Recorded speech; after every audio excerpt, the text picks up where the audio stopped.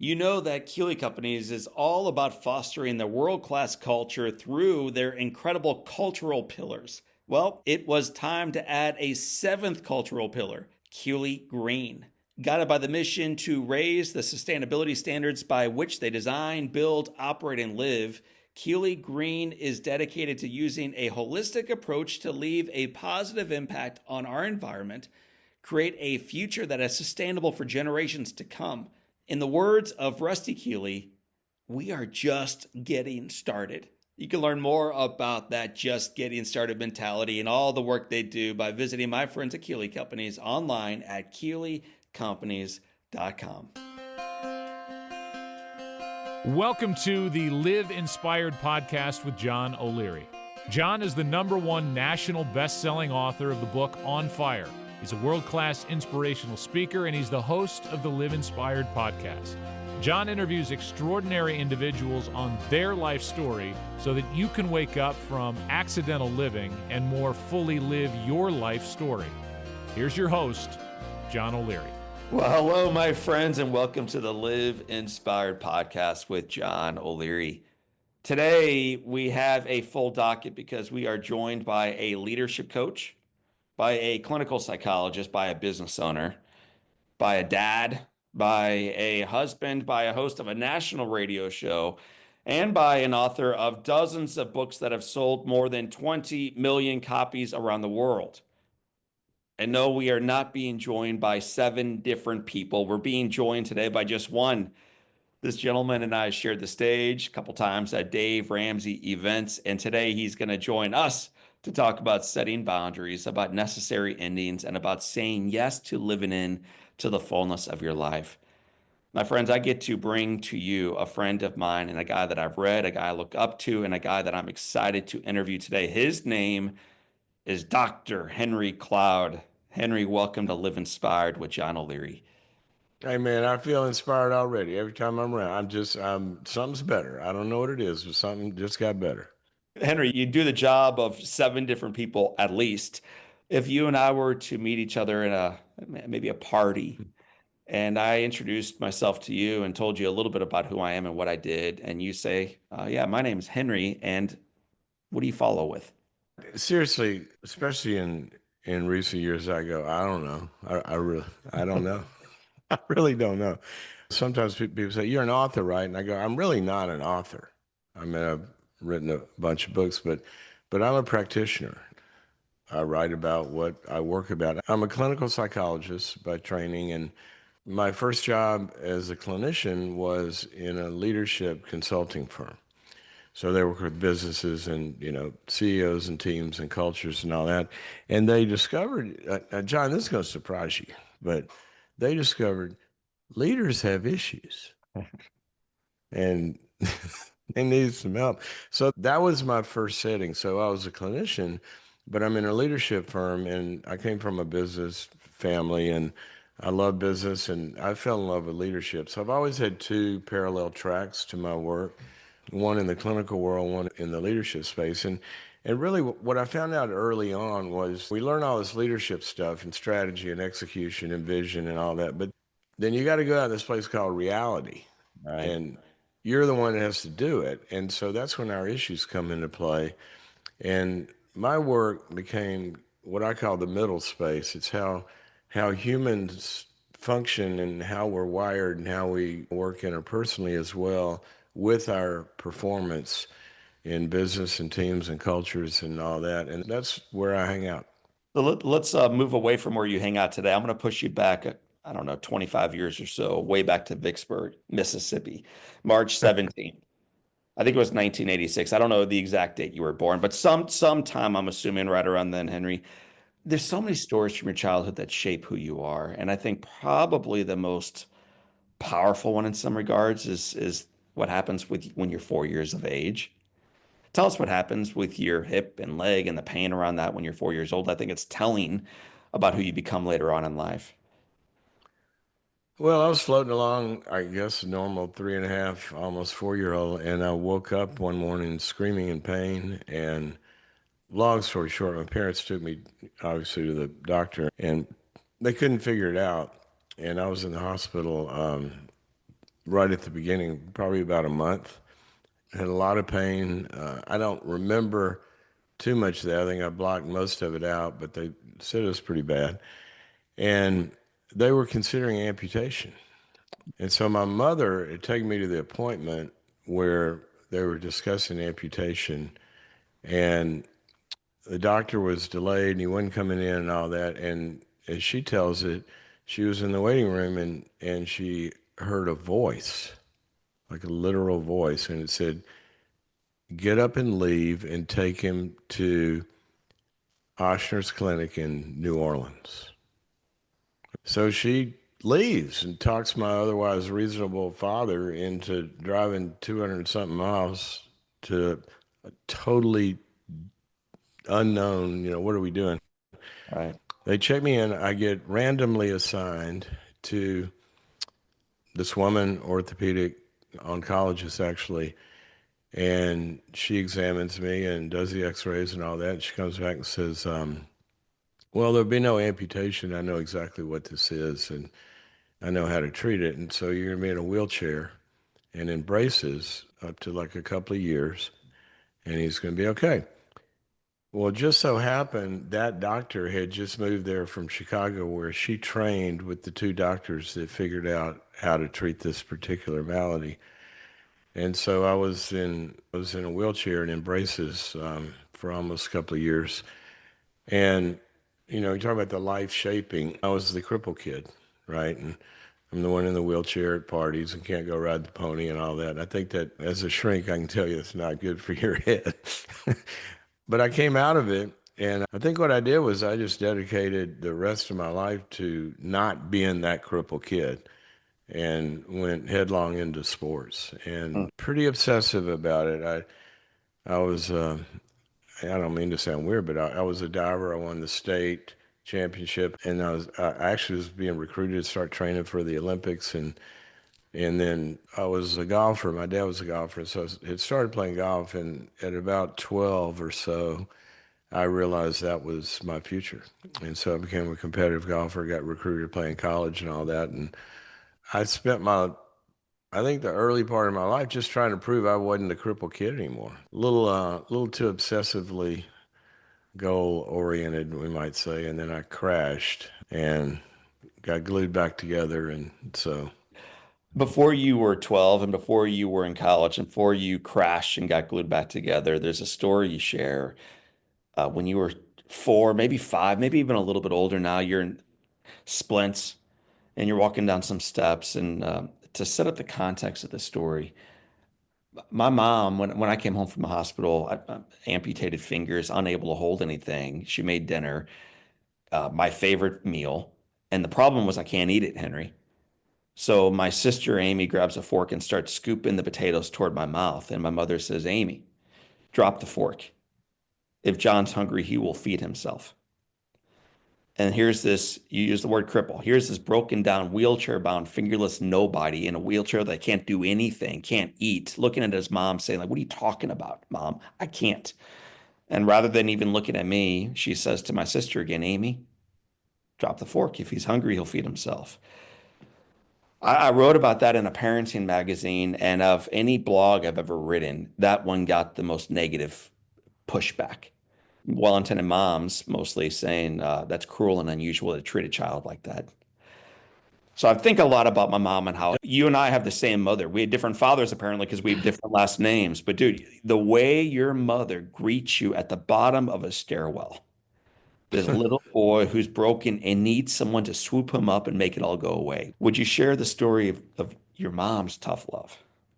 well, it says a lot about the difficulty of parenting, and a lot about how parents sometimes have got to really do things that are not easy or not in their default way of operating. My mother's like she was extremely codependent. I mean, she can't leave the dog out in the rain, right? She's always helping everybody.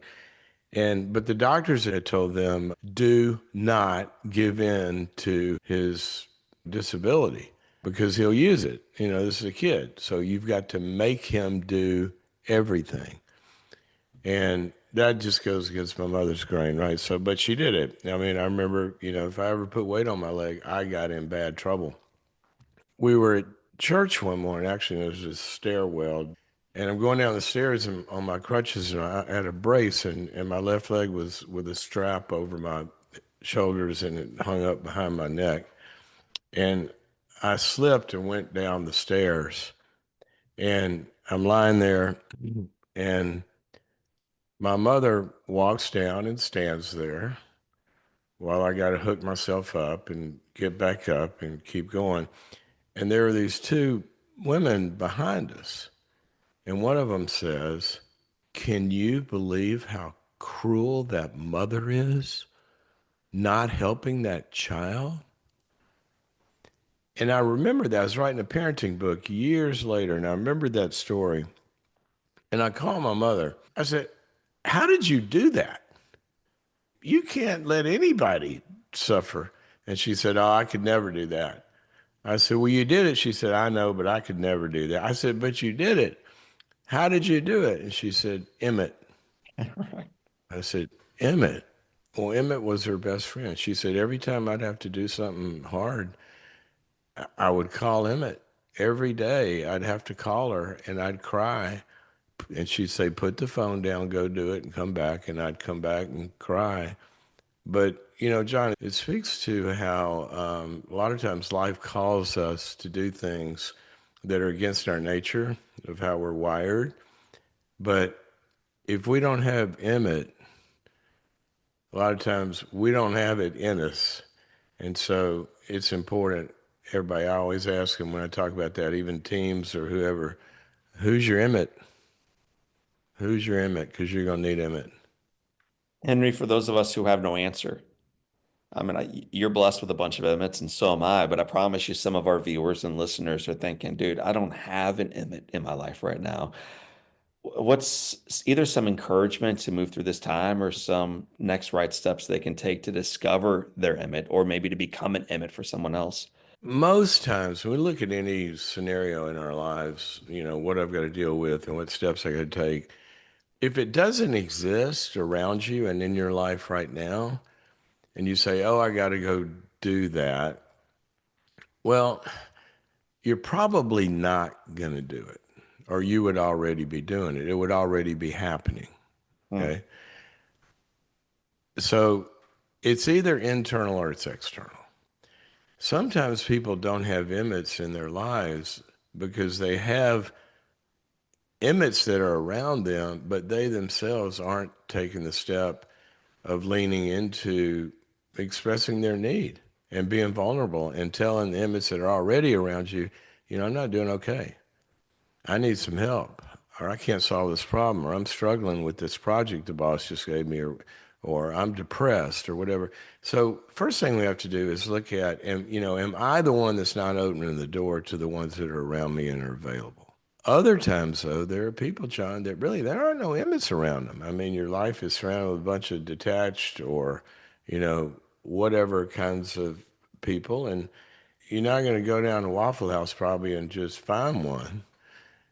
Actually, if you're going to go anywhere and find one, it's probably the server at Waffle House. They are my hero. I love them so much. But Dude, hey, if you real don't have, quick. if, Next what's time you that? and I are together in the same region, I'm taking you to the Waffle House. It is my Oh, favorite man. restaurant, and I don't know a whole lot of other guys who will park their car and walk in with me. So you are my guy, man. So next time we're together, I'm taking you to the Waffle House. Oh, I fly in to speak somewhere, and the hosts are always like, they're going to take you somewhere fancy in this five-star hotel and this, and seriously, I don't know how many times I said, they said we have a breakfast, we're going. I go, "Do you have a Waffle House around somewhere?" And they're kind of anyway. But you might not have people around you who have the capacity, the emotional intelligence, the life wisdom, or whatever. And so it's just like anything else. If we're not finding it around ourselves, that doesn't mean it doesn't exist. But you've got to go somewhere where that already exists and there's a structure to it. Mm. So they're good therapists, they're good coaches, they're good groups, there are places that actually hang out a shingle and say, "We are in the Emmet business, and it is safe to come here. Wow. And a lot of times, that's what we need to do. And in all of our lives, John, we need to ask this question each day: am I opening the door to what's available around me to help me get to the next step of performance, or how I'm feeling, or to solve a relationship problem? Am I opening the door and expressing my need for that, or do I need to go find somewhere where that's why people are there? And that's where I would start. You mentioned a few minutes ago that later on in life you had to get broken before you got glued back together. Part of the broken, and I'll speed us through this part of the story because I really want you to spend time talking about being glued back together. You're out at SMU, you're playing golf, but then you lose that opportunity. You're dating the love of your life, and then that relationship falls apart. So all these things that made you performatively excellent, all that you were, is now gone. You've lost your sense of self. You're at the bottom. You're what you would now describe probably as clinically depressed. Yeah, I mean, knowing what I know now, if I were me, and I met me, I'd have put me in a hospital on day one. Yeah, it was really bad. I'd been recruited to play college golf, and that was my dream. And I had an injury, and I wasn't playing well because I had pain, and it was up and down. I'd play well, and then I wouldn't. And finally, end of my sophomore year, I had to quit. I couldn't take the pain anymore, and I got really, really, really depressed. I hit bottom, and for a lot of you who you may be from a faith background and you might understand this, you might have been through it. I was a little bit more like the ones that aren't. I was just doing the college thing, right, and having a blast. Other than the struggles with my golf game, I didn't know what to do. One day, I this may be more than some people want to hear, but I didn't know what to do. I mean, I didn't know how to get out of this hole. And how do you make life work? And how do you find a relationship that works? And how do you find a career? What am I going to do for a living? And all of that kind of stuff. And I'm sitting in my dorm room, and I look up on the shelf, and my Bible's sitting there, which I hadn't read, since there's something about, I don't know your fraternity, but my fraternity parties, we didn't read the Bible a lot at those parties. Well, I'm glad you had it in your dorm room. I'm not sure I know a whole lot of kids in fraternity houses who have the old Bible up there. And hopefully you were Well, getting it through osmosis. I don't know. One of those weirdos that comes and knocks on your door might have given it to me for all I know. But I just had this feeling. I don't know how to explain it, but I kind of got drawn to it. And I picked it up and opened it up, and this verse just kind of, you've heard, jumped off the page, and it said, I'll paraphrase: seek God first, and all these things will be added unto you. And I went, wait a minute. All these things I'm worried about, like getting out of this depression and finding my purpose and all, what? Seek God.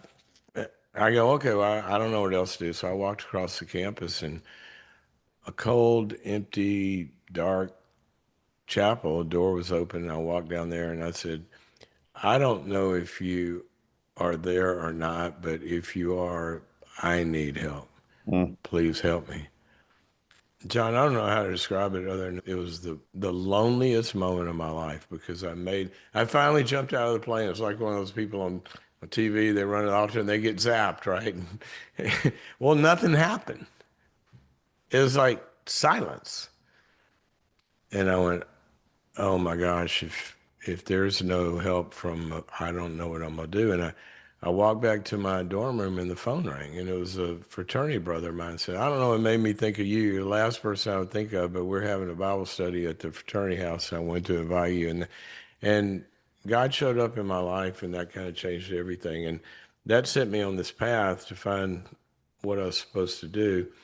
But one of the things that I first found out was, because I was cool with the guy, but I just didn't like his friends. Tell me what you mean by that.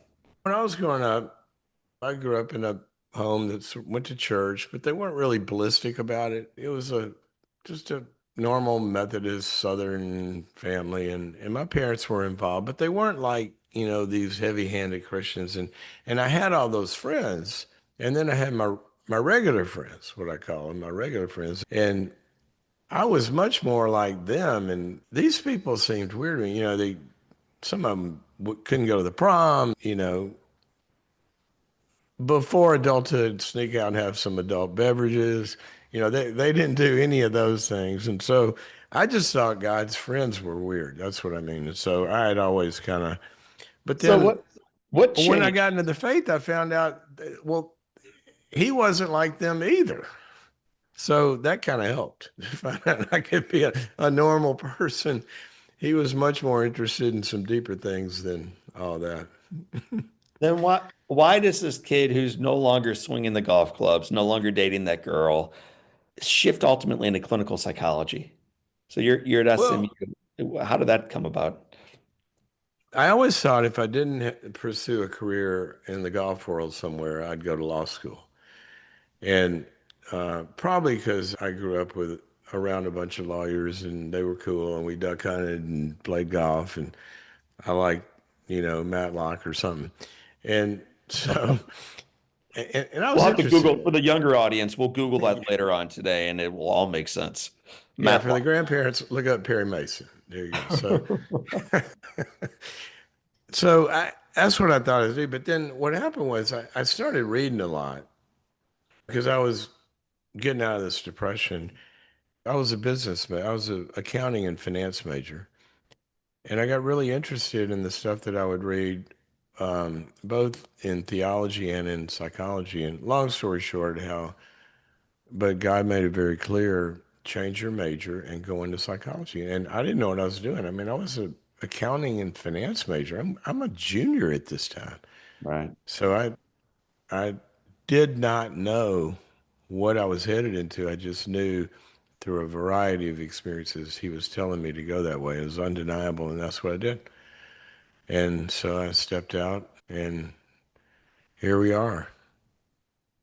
The old Steve Jobs quote that I'm going to butcher talks about when you're stepping into life, it makes very little sense, but it makes perfect sense looking back on it.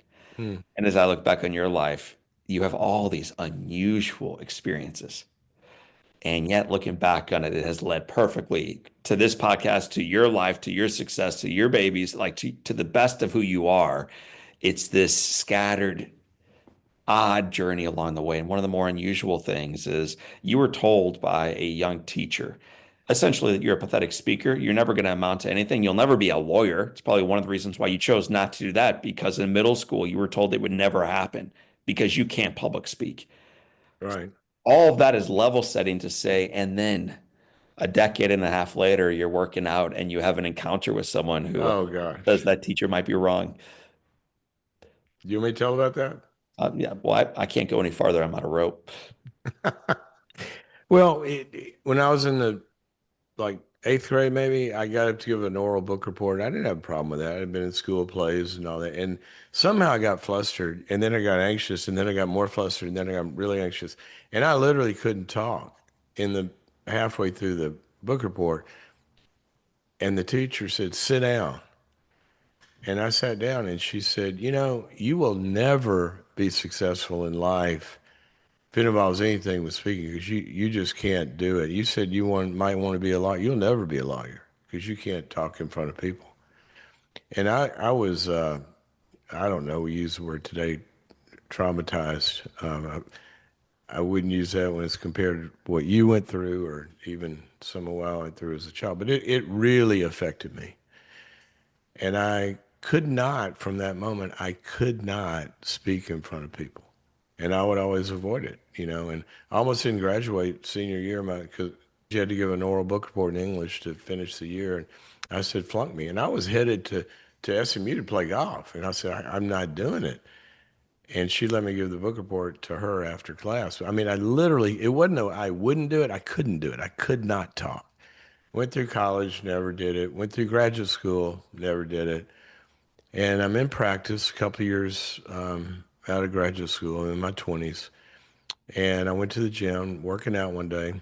And this guy walks up out of nowhere and he says to me, he says, are you a Christian?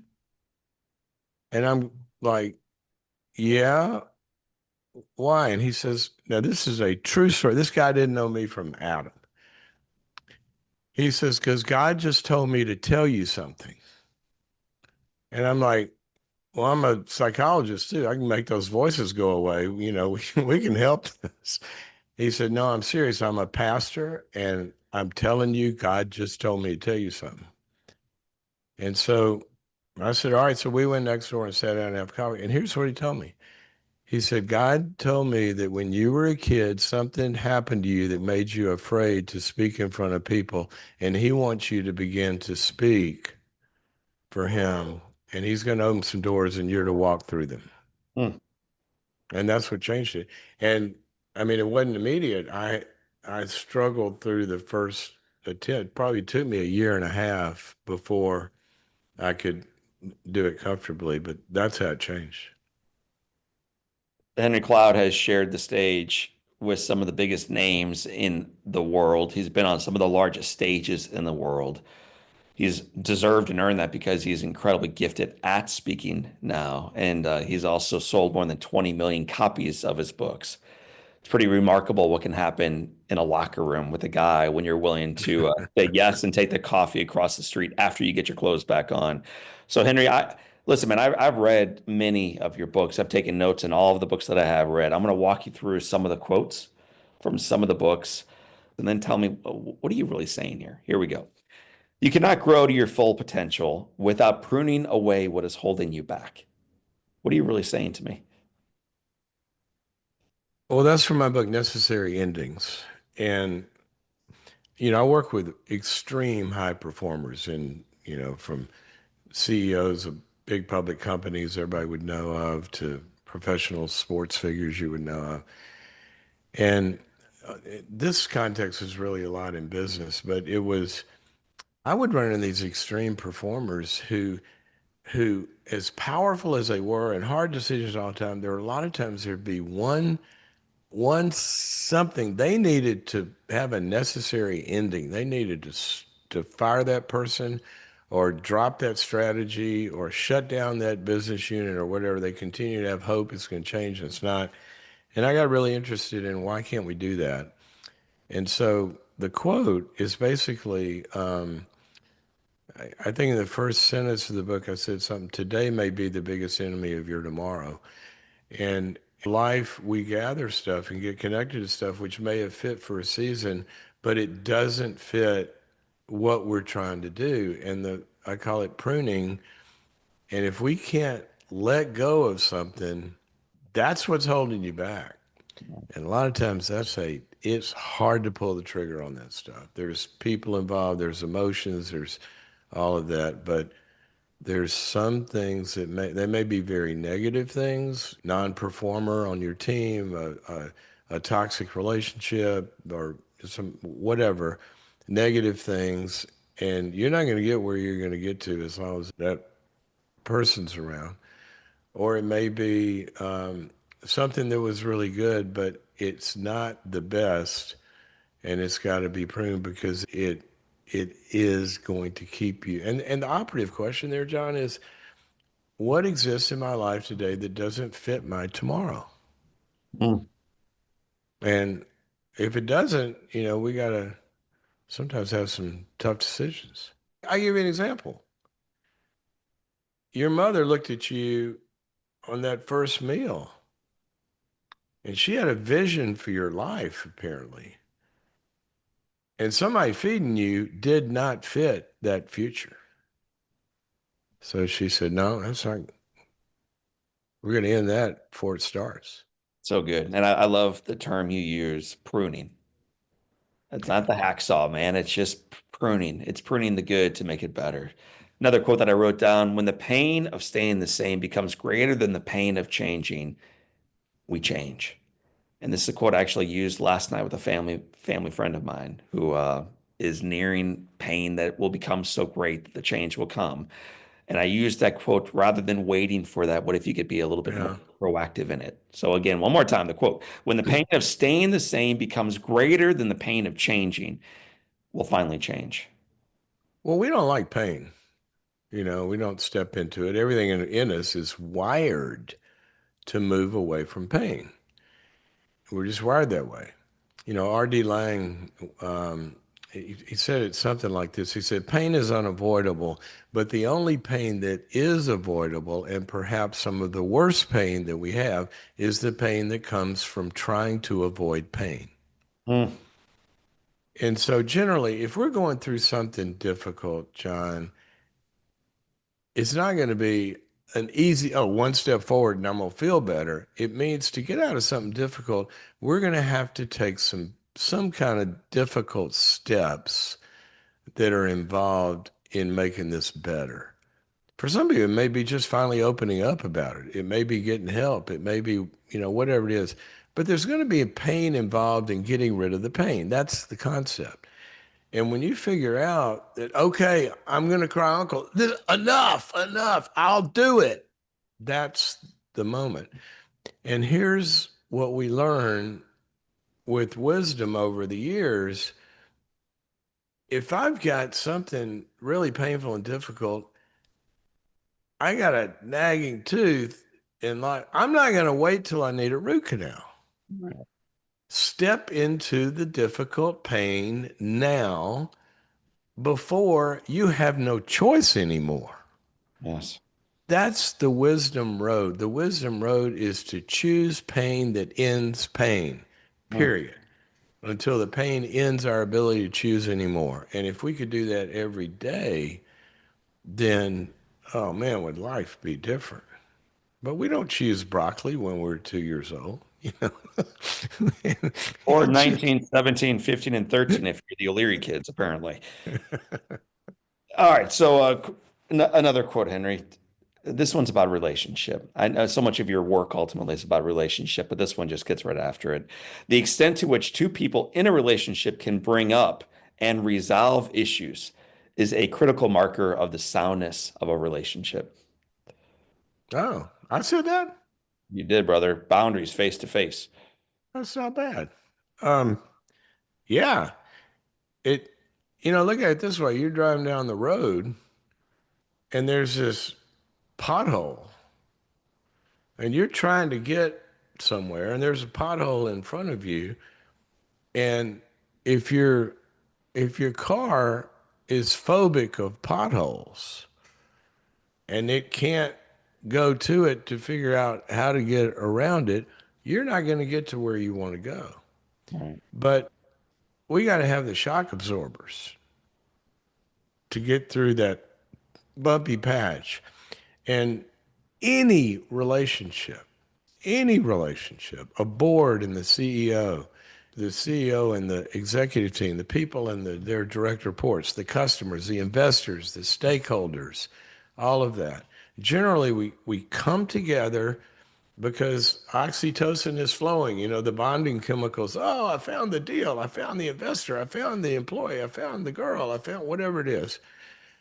And it's great. That's what causes, nobody ever went to the altar at a wedding and said, I can't wait till I hate your guts and only our attorneys are talking to each other. Nobody ever did that. It starts out good. And then you run into, you know, the issues that come up, sometimes because of internal things, sometimes whatever. If we haven't created the, John Gottman, the marriage researcher, calls it a bubble of safety. Mm. That a good relationship has a bubble of psychological safety around it. I work with teams a lot to develop this. A bubble of safety where we have, with each other, we have the safety and the skills to put stuff out on the table without it causing a worse problem. Having problems is not dysfunction. Right. Dysfunction is when we try to exert energy to address a problem, and that creates a bigger problem we had to begin with. So when people get defensive and attacking and move away and avoid it and, all this. So if we haven't created the safety to how will we talk to each other? We're sitting across the table at each other or whatever, or have different perspectives. How do we get on the same side of the table and the problem be on the other side? Mm. I mean, honestly, man, whether it's a couple yelling at one another over the trash, a parent yelling at a child over the homework, to colleagues professionally yelling about that thing, to people who view life differently politically, putting different yard signs in their front yard and getting mad about that. How do you come around that and actually sit on the same side of the table? The first thing you got to do is you got to figure out, look, I can't control the other person, right? It really takes two to fight. And so, how do I need to look at me and my reactions and how they are either contributing to this or getting in the way of solving it, That's right? awesome. And so, it's really hard to have an argument by yourself. So when I decide if they're going to argue, they're going to be arguing with themselves. It's not going to be me. Then you got to figure out, and if that's the case, if I'm causing it, the first step is, you know what, we got this problem, and I just got to tell you, I've been thinking about it, and I think when we talk about it, I make it worse. Mm. And I just want to tell you, I don't think I've been listening. I mean, I don't know if I agree or whatever when we talk, but I do know that when we've talked, I've been more interested in convincing you or telling you you're wrong or negating you or minimizing the pain you're going through or whatever than I have been in trying to understand. So I just want to listen and understand why you feel the way you feel. That's the first thing. Now, that kind of presupposes that, and that'll actually turn a lot of, as Proverbs says, a soft answer turns away wrath, that sometimes that, just the getting out of that fighting mode, that'll reduce the amygdala hijacking in the other person's brain where they actually can get to a higher Yes. level. That's how the hostage negotiators get people to put down the bomb. They don't go in and try to convince, oh, dude, this is dumb. Don't do that. They go in and ask them their name, say, tell me how we got here today. Yeah. Tell me your perspective. So that's the first thing. The second thing is, you may find, and in my book, Necessary Endings, I wrote about there's three different kinds of people broadly. Wise people, Proverbs says, correct a wise person and they will thank you for it. They'll love you for it. They'll change their behavior. But there's another group called the fool or the mocker, and it says, do not confront a mocker lest you incur insults upon yourself. They're going to be defensive. They're going to be attacking. They're going to gaslight you, all of that. And you might have to figure out, you know what, I talking about this with this person probably isn't going to get anywhere. Right. So then that's where we make a shift. And what I say in the book is, especially with bosses, to tell people, John, we talked about this problem a lot. And I brought it up several times, and I'm not going to do that anymore. I don't want to get on your case about this issue anymore. I want to have a different kind of conversation. And that conversation is, I'm not going to talk to you about the problem anymore because I've learned that talking with you about the problem doesn't help. And so now I got to figure out what I'm going to do. If talking doesn't help, what are we going to do? And I can't expose myself to A, B, C, or D, to you missing another deadline, or we not having a product launch that works, or you dividing the team, or whatever, or at home, Can't expose myself to your passing out drunk anymore, and the kids. I can't control that, but I can make a decision to not expose myself to it anymore.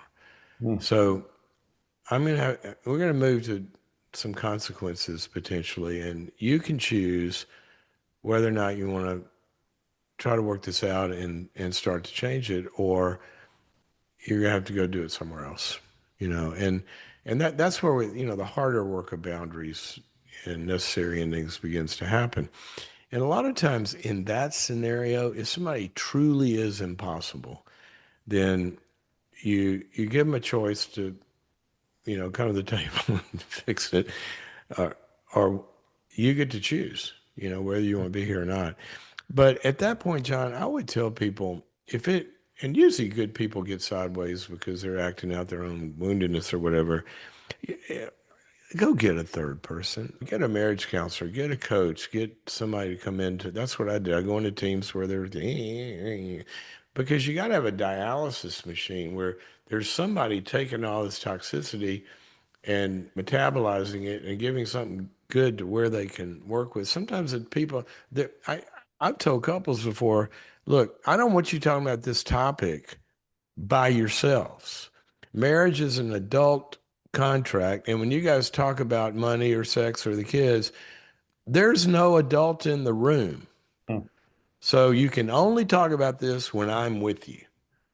Because sometimes people they don't have the skills or they're too wounded. So get a third party to help you. Henry Cloud, I wrote down 25 quotes. I'm not going to get through all of them because we will be 4 hours into the podcast. So let me ask you the final quote right now. And I saved this for last because I knew I wanted to get to it. We live in a world right now with so much despair, and we're at each other's throats, and we're at our own throat. And I think in part because of what this quote speaks to. So here we go. Where there is no vision for tomorrow, there is no power in today. Well, John, when we're done here,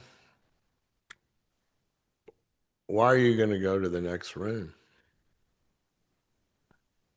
You know, if you don't have some sort of and my way of describing a vision is a desired future state.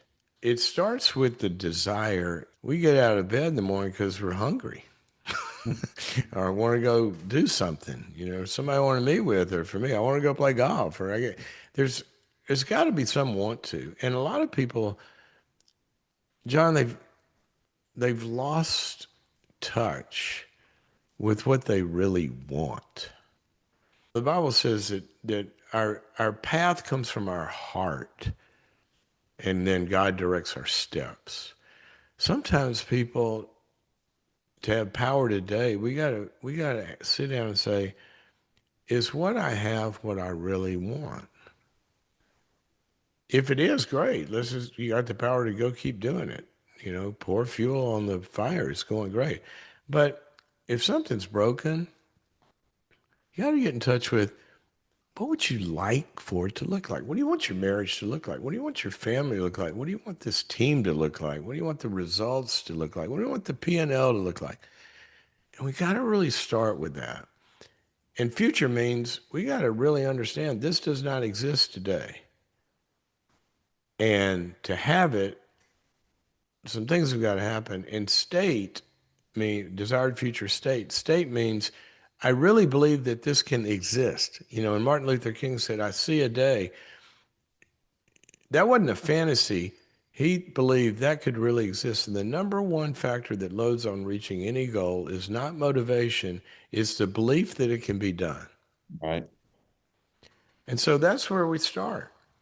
If you have that, if you think it can be done and it's something that you want, then you're headed somewhere. But without a vision, without knowing what we want in life, it's like, when Alice in Wonderland comes to the Cheshire Cat, the fork in the road, and says, which way do I go? And the cat goes, well, where are you trying to get to? And she goes, I don't know. And he said, well, I guess it doesn't matter that much, does it?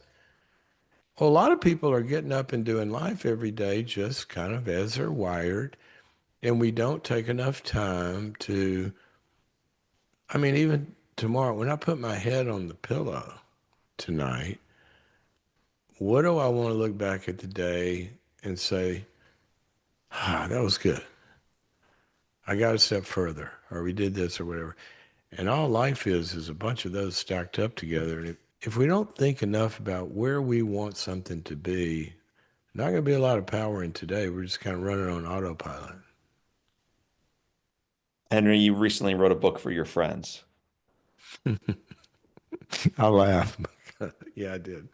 Very different book than I've ever written.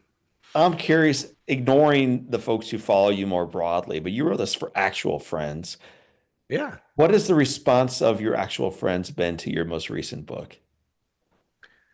Well, a lot of them, they're like really surprised that, well, help people understand the book.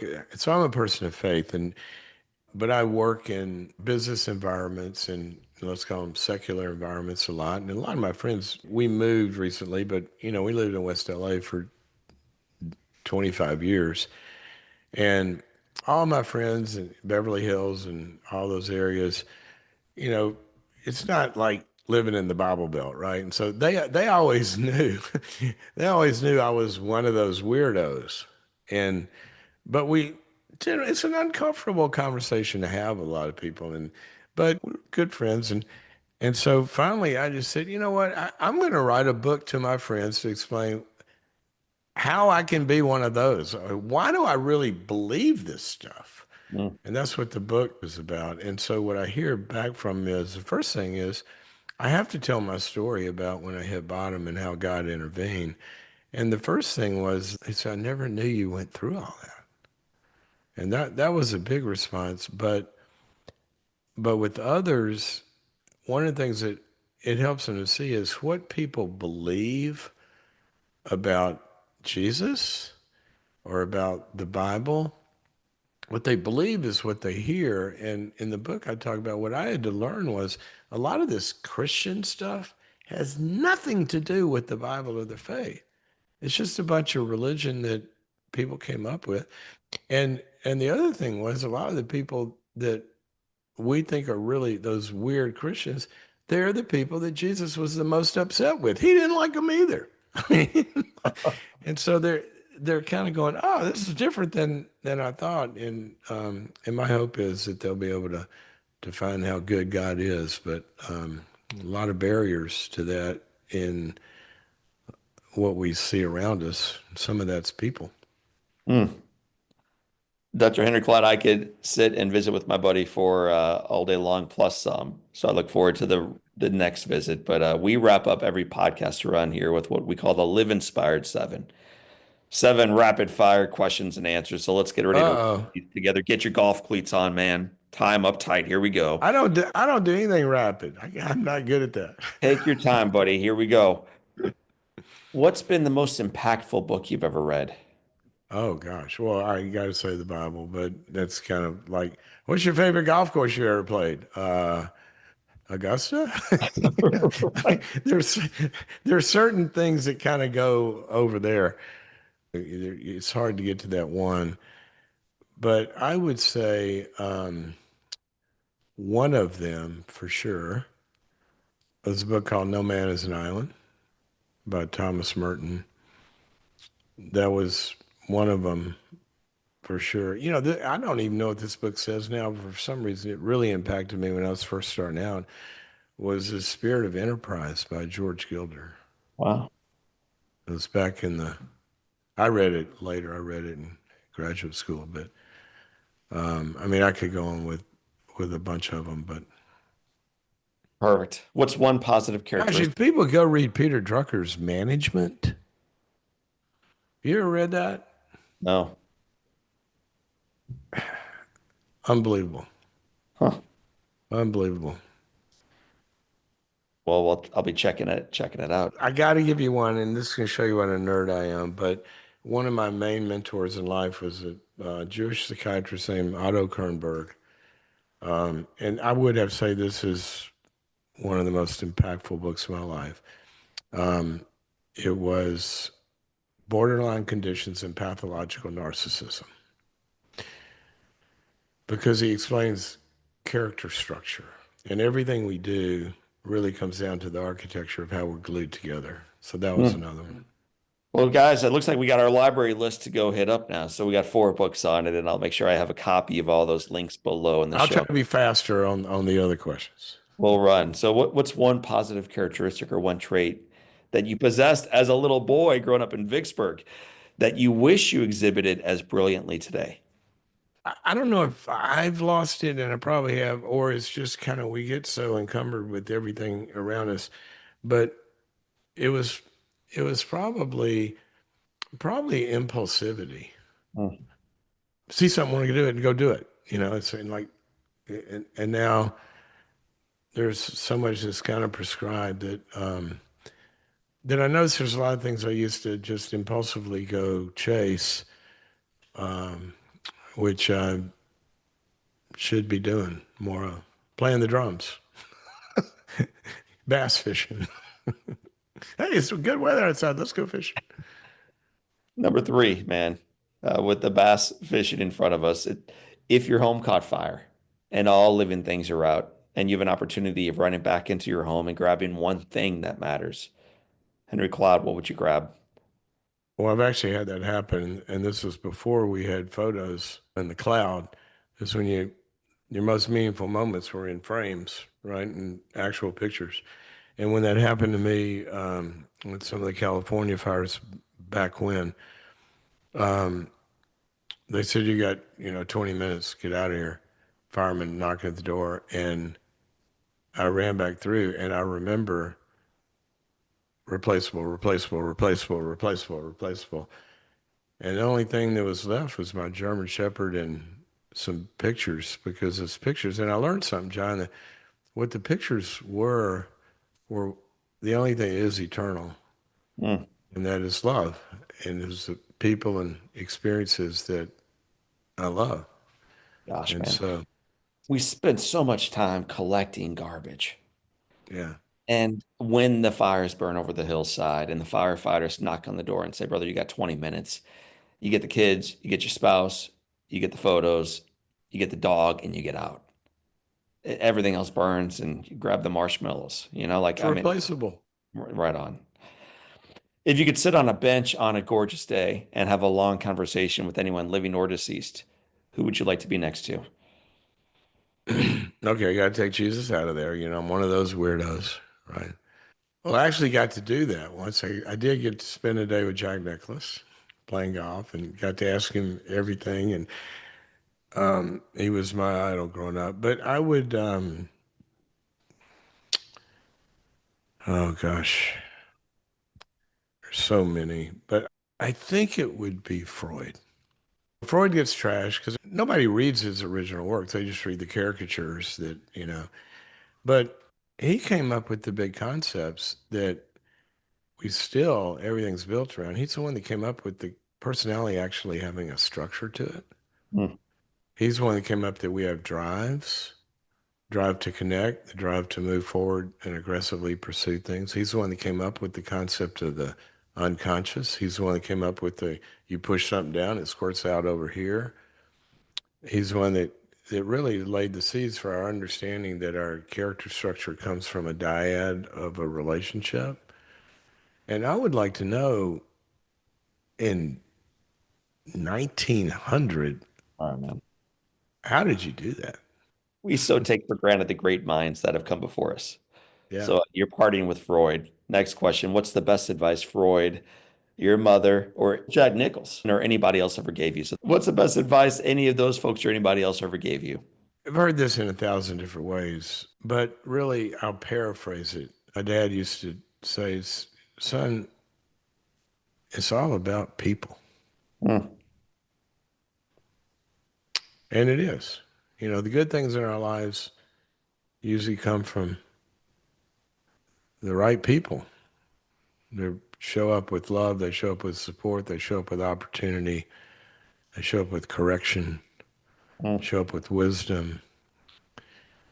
And it's all about the people. And that behooves us to, get good with people. When you're with people, it's not about you. When All you right. learn that it's about them, and we have a deep desire and curiosity, I want to know this person. I want to know about them. I want to know what makes them tick. Then we're well down the road into a good relationship. What advice would you give yourself if you could go back in time to that junior at SMU? So if you could whisper some wisdom your way at age 20 or so, what would you say? Um, Dude, it's going to be a lot harder than you think, but it's going to be worth it. Mm.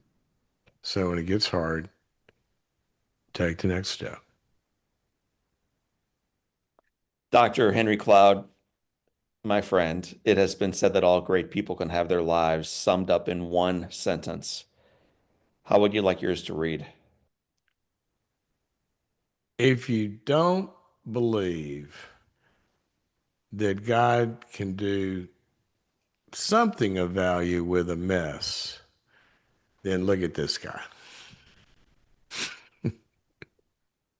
Dr. Henry Cloud, leadership coach, clinical psychologist, business owner, father, husband, host of a national radio show, author of 4 dozen books, selling more than 20 million copies, and a great and mighty friend. I thank you for doing something with your mess and reminding us that we can too. My messes don't even come close to what you went through, John. And if anybody has a message that no matter how hard it gets to take the next step and it'll all be worth it, that's you. And so all of us are, I mean, we're here today because of how you've walked that path. So thank you. My friends, that is the voice of a legendary coach and human being, Henry Cloud. My name is John O'Leary. Today is our day. It is a gift. Live inspired.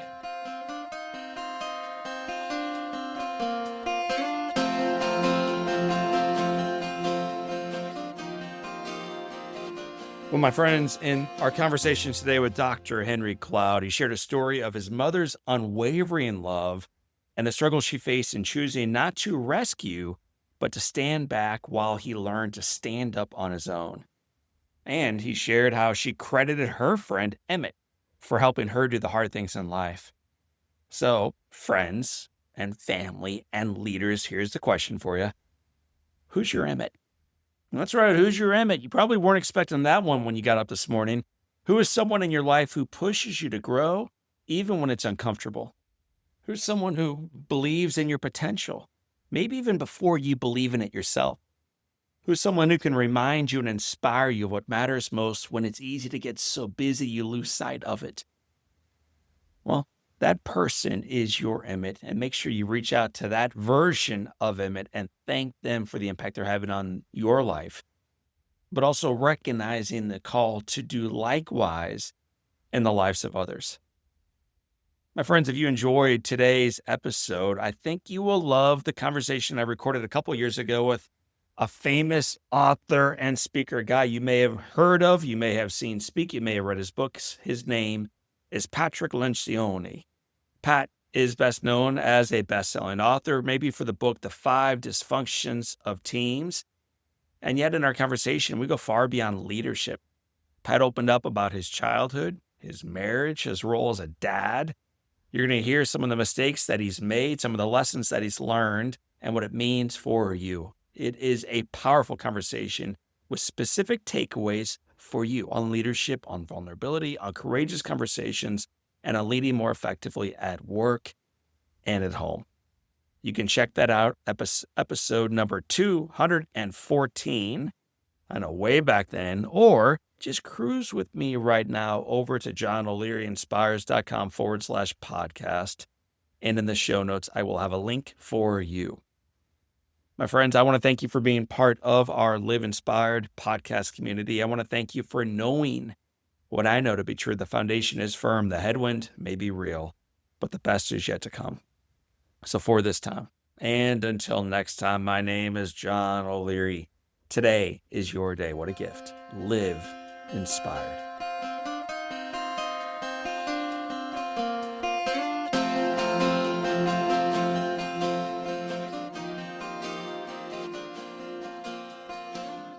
Keeley Companies was started almost 50 years ago by the one and only Larry Keeley. What started as a small family-owned paving company in St. Louis has grown to a nationally known full-service construction, development, and restoration partner. Larry the Legend, as he is affectionately known, has been a part of this growth every step of the way and continues to provide guidance as his son, Rusty, my buddy, drives their vision and achieves results on purpose. His unwavering foundation of a family culture with a focus on people has gotten Keeley Companies to where they are today, and their journey is truly just beginning. To learn more about Larry the Legend and Keeley Companies, check them out at KeeleyCompanies.com.